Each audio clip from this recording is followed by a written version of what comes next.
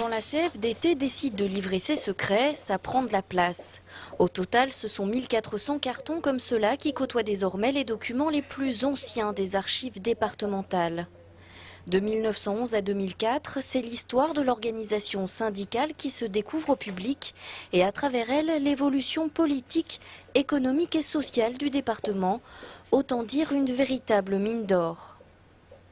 C'est unique, c'est-à-dire qu'effectivement dans d'autres services d'archives départementales, on a des petits fonds, mais je dirais qu'ils sont beaucoup plus résiduels. Là, il s'agit vraiment d'un fonds complet. Les premiers intéressés par ce fonds, ce sont bien sûr les chercheurs. Ici, ils vont trouver des procès-verbaux de réunion, des notes, des circulaires et journaux internes ou encore des documents visuels datés et titrés.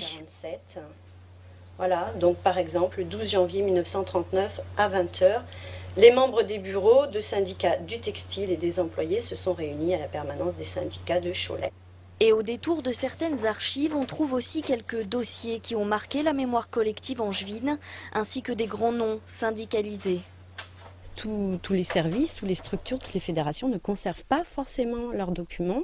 Donc là, ils en ont eu conscience et on peut, à travers la lecture de ces archives, avoir une histoire continue depuis les débuts, depuis la création des tout premiers embryons jusqu'à nos jours.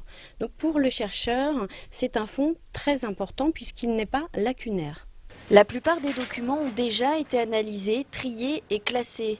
Mais attention, certains d'entre eux qui contiennent des informations d'ordre privé ne seront dévoilés au public qu'avec une dérogation, comme le prévoit la loi des archives depuis juillet 2008.